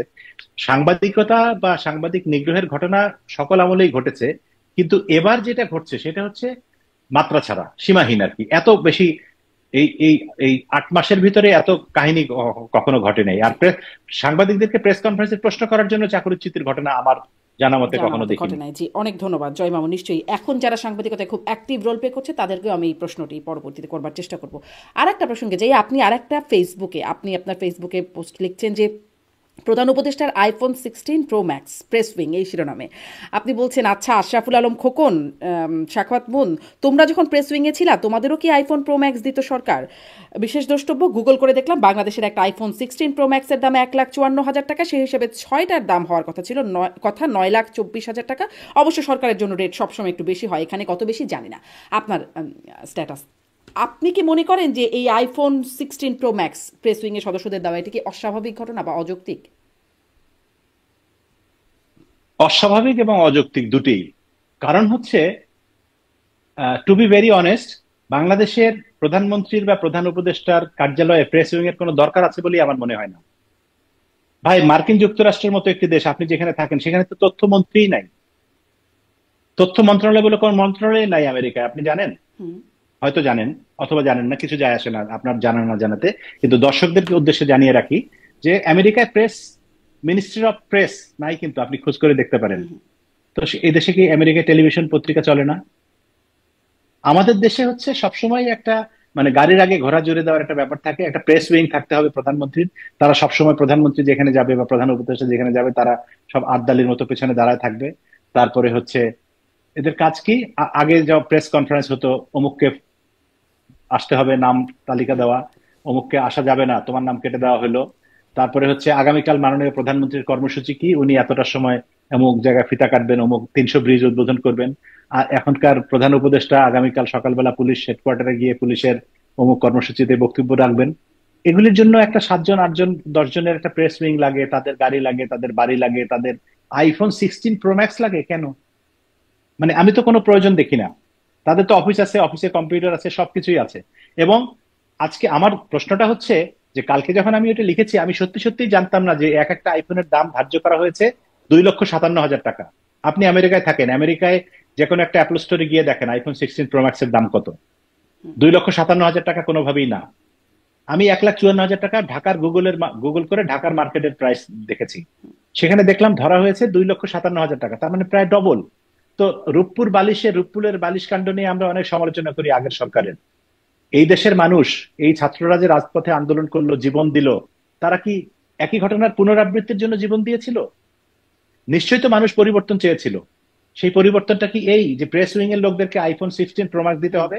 আচ্ছা ভালো কথা, প্রেস উইং তো আসমান থেকে নেমে আসা কোনো উইং না। প্রধানমন্ত্রীর কার্যালয়ের অন্য প্রধানমন্ত্রী বা এখন প্রধান উপদেষ্টা বলে, তার কার্যালয়ের অন্য অনেক উইং এর মতোই একটা উইং। একটা মিনিট, একটু টেকনিক্যাল আমি কিন্তু শুনতে পাচ্ছি। সমস্যা। হ্যাঁ। হ্যাঁ, হ্যাঁ, আচ্ছা। সেটি হচ্ছে যে প্রধান উপদেষ্টার কার্যালয়ে অসংখ্য উইং আছে, তার একটা উইং হচ্ছে প্রেস উইং। তাদেরকে সবচেয়ে গুরুত্বপূর্ণ ভাবার তো কোনো কারণ নেই।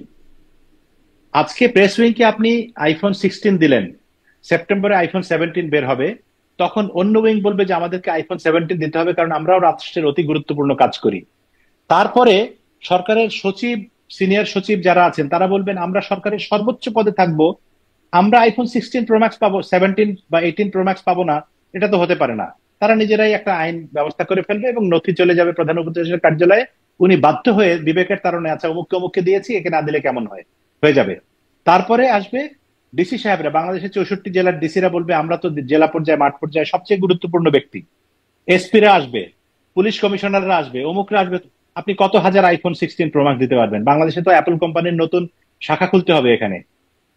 আমি সেই বিবেচনায় অনেকে আবার আমাকে আমার ওই স্ট্যাটাসের সমালোচনা করে লিখছে, বলছে যে আগের আমলে লুটপাট হতো, ব্যাংক লুট হতো, টাকা পাচার হতো, সেগুলি আপনি চোখে দেখেন না, এটা দেখলেন। লুটপাট, টাকা পাচার সবই অন্যায়। সেগুলো চোরেরা চুরি করতো গোপনে বা পাচার করতো গোপনে। আর এটা তো গোপনে না, এটা হচ্ছে রাষ্ট্রীয়ভাবে একজনকে একটা উপহার দেওয়া হচ্ছে, উপঢৌকন দেওয়া হচ্ছে। কেন, কোন যুক্তিতে, কোন প্রয়োজনে, জি। তারা কি কাজ সাংবাদিক করবেন? গোলাম আমি মুর্তজা শুরুতে যিনি এখন বলেছি, ওয়াশিংটনের আমি প্রেস শুরুতে বলেছি, মিনিস্টার, তিনি না না একটা, আমি বলি একটু, আচ্ছা আমি শেষ করেন শুরুতে আমি। হ্যাঁ। বলেছি যে প্রেস উইং এর কোনো প্রয়োজনই নাই। প্রেস মিনিস্ট্রিরই কোনো প্রয়োজন আছে কিনা সেটা অন্য বিতর্ক, কিন্তু প্রেস উইং এর তো কোনো প্রয়োজনই নাই। বা থাকলেও 1 2 জন লোক থাকতে পারে সেখানে, মানে এত লটবহরের কোনো দরকার নাই। হ্যাঁ, এটা সেটা হচ্ছে তো আগের আমলেও মানে মানে মানে এটা তো একটা 12 হাত ধারাবাহিকতা এটা। কাকুরের আগের আমলে যা ছিল তাই যদি থাকতো হুম। তাহলে আর এই বিপ্লব, বিদ্রোহ, অভ্যুত্থান, জি। এই নতুন বাংলাদেশ এগুলি কেন? জি। আগের আমলে যা ছিল আপনার তাই আপনার যদি কপি অবস্থাতে পেস্ট করেন আমার মনে আপনারা। হয় স্পষ্ট। মানে এটাও অনেকে বলেন যে আগের আমলে তো এমপিদেরকে গাড়ি দেওয়া হতো, তারও অনেক সমালোচনা আছে।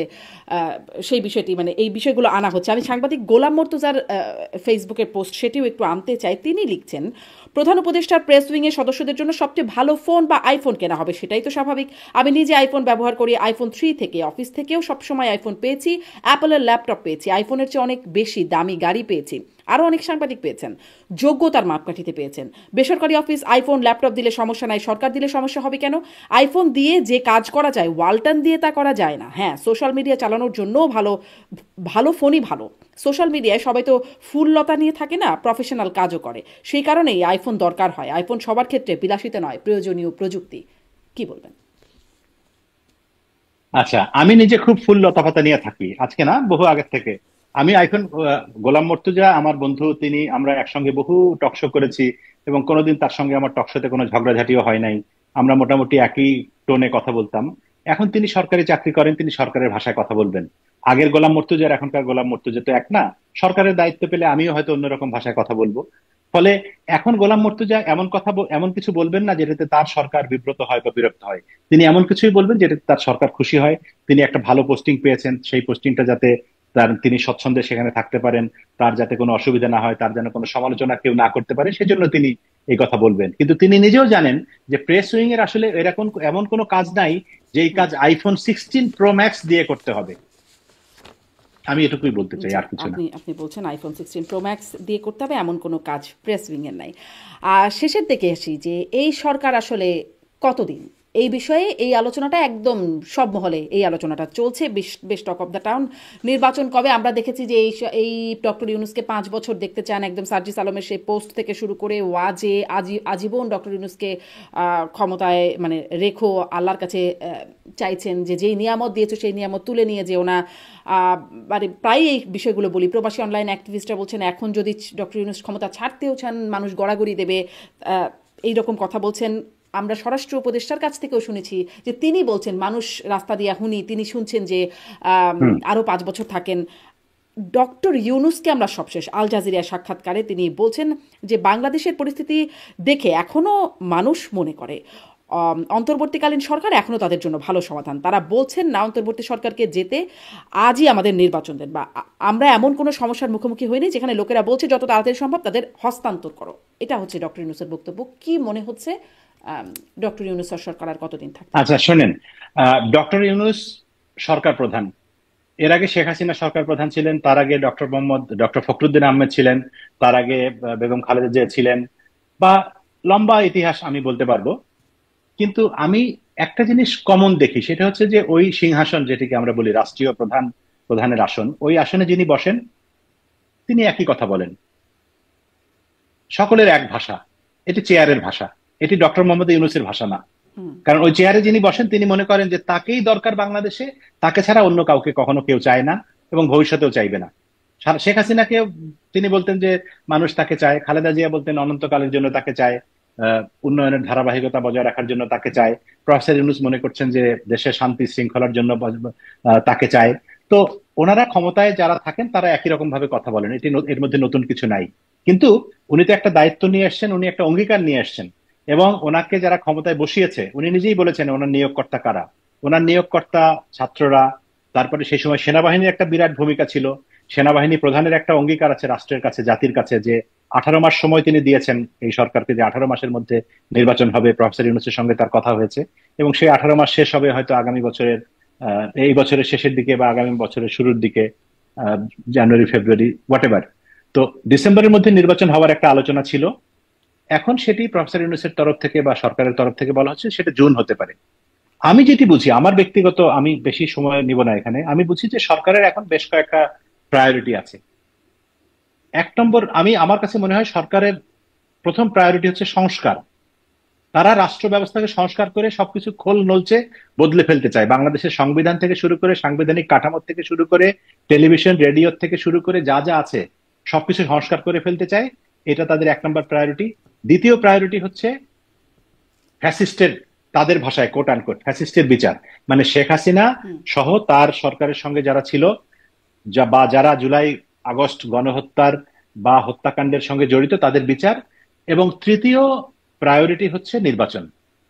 এবং মানে আমি যে বললাম এই তিনটার মধ্যে আমি আমার ব্যক্তিগত বিবেচনায় নাম্বার ঠিক করলাম যে 1 নম্বর সংস্কার, 2 নম্বর বিচার। বিচার, 3 নম্বর নির্বাচন। এখন সংস্কার কাজ তারা মোটামুটি আগাচ্ছে, যদিও সেখানে বিএনপির মতো একটা দল এখনো পর্যন্ত বেশিরভাগ ক্ষেত্রে তাদের আহ হয়নি আর কি, মত মত মত মত মতৈক্য হয়নি, বেশিরভাগ ক্ষেত্রে মতানৈক্য রয়েছে। বিচারের ব্যাপারে এখনো পর্যন্ত আমরা খুব স্পষ্ট কোনো অগ্রাধিকার বা অগ্রাধিকারের কথা জানি, কিন্তু স্পষ্ট কোনো ফলাফল আমরা দেখতে পাচ্ছি না। এবং এই যে বললাম একটু আগে যে এক একটা মামলায় যদি 500 জন করে আসামি হয় এবং এক একজন আসামির পেছনে যদি 7 দিন করে সময় দিতে হয়, তাহলে একটা মামলার তদন্ত করতে 500 সপ্তাহ লাগবে, মানে 10 বছর। হুম। তো তাতে মোটামুটি আগামী 30-40 বছর লাগবে এইসব মামলার তদন্ত করতে। এখন সরকারকে ঠিক করতে হবে যে তারা কয়টা মামলার তদন্ত করবেন, আর কয়টা খারিজ করবেন, কয়টা বাতিল করবেন। এবং আমি যেটা বুঝি সাধারণভাবে আমার রাজনৈতিক দলগুলির নেতৃবৃন্দের সঙ্গে চলাচলের অভিজ্ঞতা থেকে, যে তাদের উদ্দেশ্য থাকবে শেখ হাসিনাকে অন্তত নির্বাচন থেকে দূরে রাখার জন্য নির্বাচনের আগেই কোনো একটা মামলার রায় ঘোষণা করে তাকে অন্তত একটা কোনো শাস্তি দিয়ে একটা ব্যবস্থা করা, যে সেটা উচ্চতর আদালতে যেতে হবে। কিন্তু আমরা তো জানি যে জামাত নেতা এটিএম আজহারুল ইসলামের ফাঁসির রায় হয়েছিল 2011, কি বলে, 14 সালে না 16 সালে, আজকে পর্যন্ত 14 সালে, এখনো পর্যন্ত কিন্তু সেই রায় কার্যকর হয়নি, এখনো হাইকোর্টের উচ্চ আদালতে ঝুলছে। জামাত এখনো সেটা নিয়ে অনশন কর্মসূচি করে। হুম। তার মানে চাইলেই এত সহজে বিচার প্রক্রিয়া শেষ করা যায় না। আবার ওইদিকে বিএনপি বলছে যে জনগণের জনগণ রাষ্ট্রের মালিক, জনগণের ইচ্ছাতেই সরকার গঠিত হবে, জনগণের পছন্দের সরকারই ঠিক করবে কোথায় সংস্কার করতে হবে কোথায় না করতে হবে। ফলে সব মিলিয়ে সরকারের সামনে একটা কঠিন সময়। সংস্কার, তারপরে বিচার এবং নির্বাচন, তিনটাই বড় কাজ, বড় দায়িত্ব, এবং তিনটার একটাও যে খুব স্মুথলি আগাচ্ছে তা না। কিন্তু সবচেয়ে বড় সমস্যা হচ্ছে সরকারের, এগুলো তাদের টাস্ক, মানে বড় বড় টাস্ক। ছোট টাস্ক হচ্ছে ডে টু ডে অপারেশন, দেশটাকে চালাতে হবে। প্রতিদিন আপনার রাষ্ট্রের আইন শৃঙ্খলা রক্ষার থেকে শুরু করে শিক্ষা, স্বাস্থ্য, সব জায়গায় খবরাখবর নিতে হবে, সব জায়গায়। সেই জায়গাটাতে তো সরকার চরমভাবে ব্যর্থ হচ্ছে। প্রত্যেকদিন মব মানুষকে অ্যাটাক করছে, প্রত্যেকদিন ডাকাতির ঘটনা ঘটছে, ধর্ষণ হচ্ছে, ছিনতাই জি, হচ্ছে, অমুক হচ্ছে, স্পষ্ট মানে তমুক ডে টু হচ্ছে, ডে কাজে ব্যর্থ হচ্ছে দ্রব্য। বলে আপনি মনে করছেন জয় মামুন। হ্যাঁ। তাহলে আপনার কি মনে হয় নির্বাচনটা কবে হবে? কারণ এর প্রেক্ষিতে আমি আসলে সাংবাদিকতা নিয়ে একটু প্রশ্ন করবো, নির্বাচনটা কবে হবে মনে হয় আপনার? আচ্ছা, আমার ধারণা আগামী জুনের আগে তো নির্বাচনের কোনো সম্ভাবনাই আচ্ছা। নাই। এবং জুন মাসেও তখন হয়তো এরকম একটা এক্সকিউজ আসতে পারে যে জুন মাস বর্ষা বাদলের সময়, এই সময় নির্বাচন হবে কিনা জানি না, আচ্ছা ঠিক আছে আরো একটু শীত পর্যন্ত অপেক্ষা করেন।